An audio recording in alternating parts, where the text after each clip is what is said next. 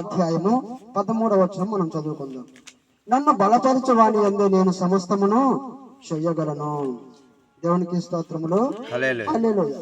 దేవుడు ఏమంటున్నాడు చూడండి, నన్ను బలపరచువాని యందు నేను సమస్తమును చెయ్యగలను. బలపరచడం అంటే ఆయన్ని ఆరాధించడం, ఆయన స్తుతించడం, ఆయన ఉన్నాడని వెతకడం.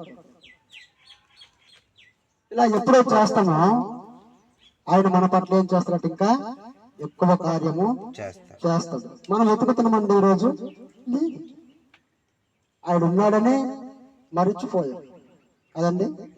ఎప్పుడు చూసినా మన సొంత పనులు, మన సొంత జ్ఞానము, సొంత ఆలోచన తప్ప దేవుడు మనల్ని సృజించాడు, ఆయనకు ఒక స్థానం ఇస్తామని ఎప్పుడైనా మనం ఆలోచించామా?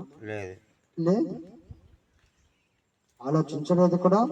అంతవరకు కూడా మనము వెళ్ళము. దేవునికి స్తోత్రములు. హల్లెలూయా. హల్లెలూయా. అందుకే చూడండి ఇంకోటి, 3వ అధ్యాయం, ఫిలిప్పీయులకు రాసిన 3వ అధ్యాయము 18వ వచనము.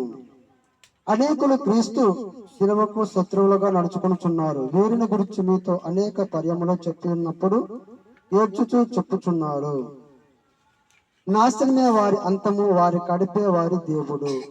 దేవునికి స్తోత్రములు. ఏటట, క్రీస్తు శిలువకు అనేకులట ఎలా నడుచుకుంటున్నారట? శత్రువులుగా నడుచుకుంటున్నారు. అవునా కాదా? మనము దేవుణ్ణి సంతోషపరుస్తున్నామా, దుఃఖపరుస్తున్నామా అనేది జ్ఞాపకం చేసుకోవాలి. ఈరోజు సన్నిధికి దేనికి వచ్చామండి? ఆయన్ని సంతోషపరచాలి. అలాంటప్పుడు ఆయన పరిశుద్ధుడు. పరిశుద్ధులు అన్న తర్వాత మనం కూడా పరిశుద్ధంగానే జీవించాలి. నువ్వు అనుకోవచ్చు, పరిశుద్ధంగా జీవిస్తే నాకు ఏం ప్రయోజనము, నాకు ఏ ప్రతిఫలం అని. పరిశుద్ధంగా జీవిస్తే నాకు ఏమి లాభం నువ్వు అనుకోవచ్చు. పరిశుద్ధంగా జీవిస్తే నీకు మనసులో ప్రతిఫలము ఇవ్వరు. ఎవరు ఇస్తారు? దేవుడే ఇస్తారు. దేవునికి స్తోత్రములు. హల్లెలూయా. మనుషులు ప్రతిఫలం ఇస్తారని మీరు ఏ విధంగా ఏ పని చేయకండి.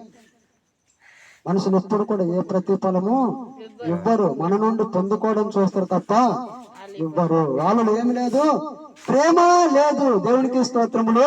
హల్లెలూయా. శరీరానుసారులకి ప్రేమ ఉంటదండి? ఉండదు. ఎంత చూసినే నీ నుండి గుంజుకోవాలని, లాక్కోవాలని చూస్తారు తప్ప వారిలో ప్రేమ ఉండదు. ప్రేమ లేని వాడు ఎప్పుడు కూడా సహాయపడడు, సహాయము చెయ్యడు. దేవునికి స్తోత్రములు.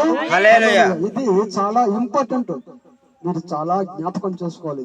ప్రేమ లేని వాడు సహాయం చేయగలడండి? చెయ్యడు. ఎవరిలో అయితే ప్రేమ ఉంటుందో వాళ్ళు సహాయం చేయగలడు. ఏమండి?